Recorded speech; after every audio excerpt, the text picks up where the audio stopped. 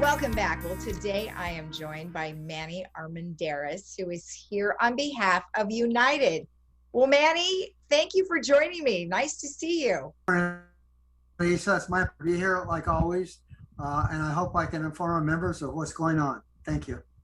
Well, you guys always do a really good job of informing us, and you have a lot of items on your list. But most importantly, let's talk about what is the most important thing on United Mutual's, meeting from the last time that you guys got together.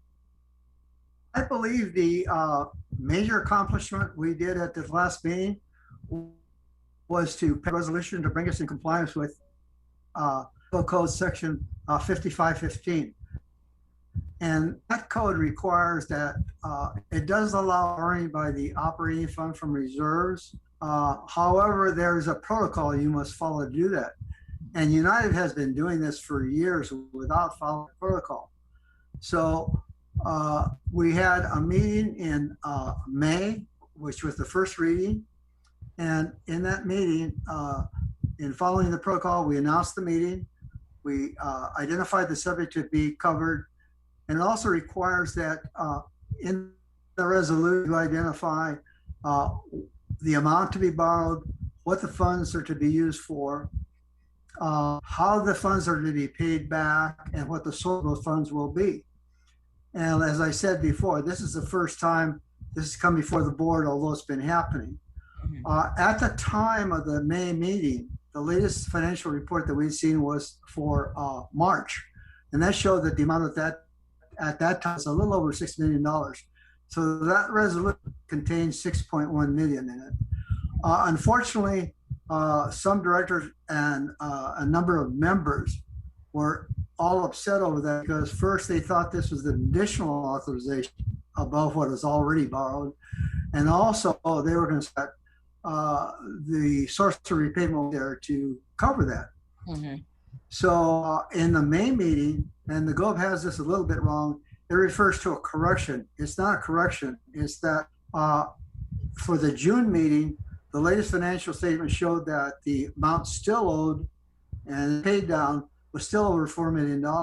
However, VMS finance staff through June had projected that the loan balance would be down to under $1.3 million. So in the second resolution, 1.3 was approved. I hope my comments clarify all that confusion. That was passed unanimously at the second meeting, and we've accomplished a good thing. We've now set a precedent that must be followed every time, and hoping that this is not a regular occurrence. But if it does happen again, they have to go through this whole process, identify that specific amount, and have a board meeting like we did this last time. That was a major accomplishment.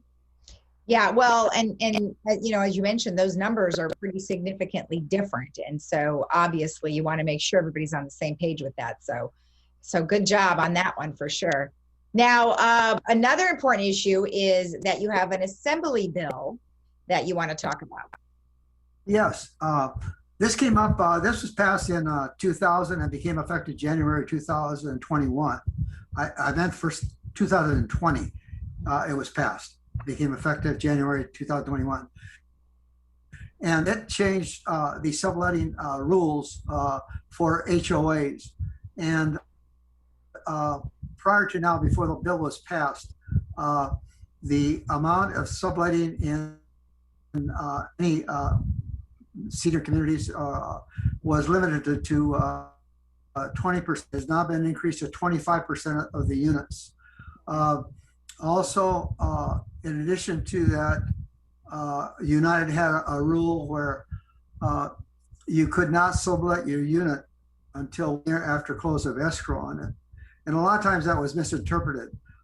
Since the intent of that was to get the resident to, the member to move into the unit, a lot of times that was interpreted to mean that you had to move in. That was not true. You just had to own it. That no longer is required. And the other thing is that prior to now, if you sublet your unit, you could not sublet it for shorter than 90 days. The new rule now is that you can sublet the unit for 30 days. And this all brought about a change in the occupancy agreement, which is a very important governing document. And that agreement has come up in a couple of meetings recently. And the director noticed that one of the article headings was incorrect. Article 7 said subletting prohibited.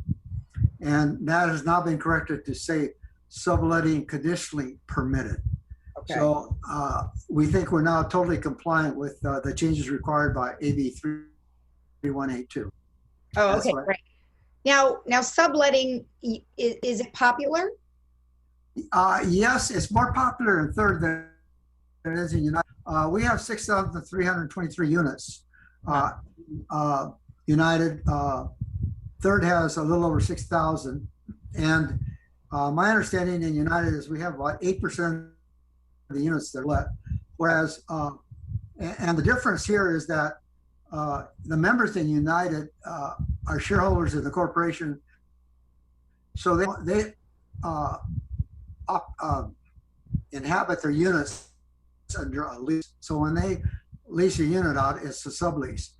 In Third, they own their co-ops or their condos or single family homes. So they would be leasing their unit. In Third, I understand the units that they lease are up around 2%. So using a figure of 6,000, that's around 1,200 units. Yeah. In Third, if my 8% is accurate, then that's less than 500 units. So it's quite a difference between the two, but I'd say that they're both pretty popular. Okay, all right. And then you guys also have a potential policy that was discussed about social media. Oh yes, that's a tough one. That was brought about because we got opposed thinking by a lot of the directors. Some directors are very much in favor of it. Other directors are pretty opposed to it. Mm-hmm. And so it was a very difficult issue to work through. And some people are going to be unhappy that it failed, it did not pass. Other directors will be happy that it passed. And the reason that is because the intent of the policy was well-meaning. We have some directors that report to social media and either distort the facts or have an agenda that is not favorable for the community or for the mutual. Mm-hmm. And that was in a to try to curb some of that.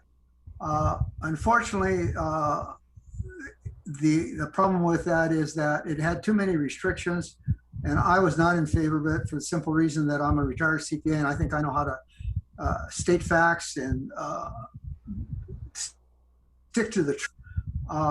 And I didn't like my ability to communicate restricted. Yes, yes. So it failed. It was a close vote. It was a tie vote. You need a majority in order for it to pass. And I think you're going to hear a lot of controversy about it, in favor of it and against it. So that's what I have to report on that issue. Yeah, and it's not just the village that has that issue. It's nationwide. I mean, we all live on social media, and you can either take the opinions or not, but you do need to inform yourself to get the facts. Very good. You're right. Yeah, so I can see how that would be very controversial, but nonetheless, don't you think something good came out of that, though? I mean, people are now aware that it's a concern. Yes, I'm glad you said that, because even the directors that were opposed to it, it reminded them of how important it is to state the facts, not to have a personal agenda, just to make members aware of what's going on, what the board of directors are trying to accomplish. Right. They're not always right, they're not always successful, but they're doing the best you can. Yeah. And that's the responsibility of the directors. Tell the truth and get the information to the members. Yes, I think that will be a benefit from this. Perfect. And one last item is you guys have increased some maintenance opportunities. Yes, this is good news, I think, to a lot of members.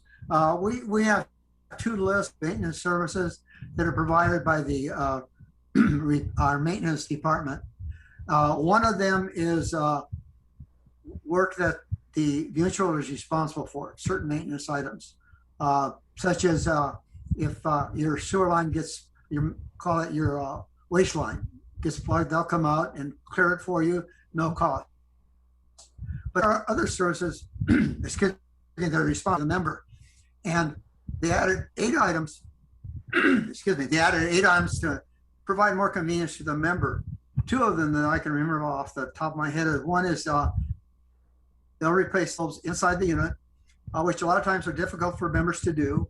And they'll also provide the bulb, but there is a charge for that because that's the responsibility of the member. Okay. Another item is that sometimes members want to place their kitchen doors, not their bathroom doors or the bedroom doors.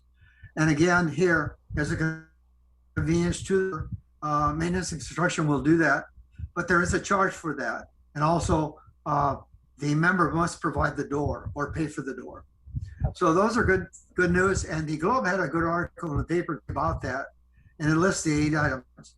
That is just a range because it will depend on the type of manner and the amount of work involved, but pretty close to that range quoted. Oh, okay. And what did they have to do before that was on the list? Did they have to go to outside sources? Yes. Before that, they either had to hire some outside contractor that did that. And then we started a handyman program for a while, but it was very favorably accepted. The problem was that it was costing the mutual more than they were deriving their revenues. Okay. So we continued that. We were losing a lot of money from that. We have one available now, but it's through an outside source. So members can utilize that, but for these 8 items, the mutual can do it for them at a certain price. Well, that's great. I'm glad you guys were able to add some services for everybody. Well, thank you so much for the update. I appreciate it. I'd like to end on a really positive note, and that's to say that in the meeting, Jeff Parker disclosed some very information, very pleasant, the opening up of the village. And the members be more ready to welcome that. So that was great news. And I know you've been covering it on a TV, which is great. So I want to thank you and Jeff for the good job you're doing on that. Oh, thank you very much. And, cross your fingers that, June comes and goes without any issues. Very good. Well said. Okay. Thank you again. You're welcome. Thank you. And we'll be right back after this.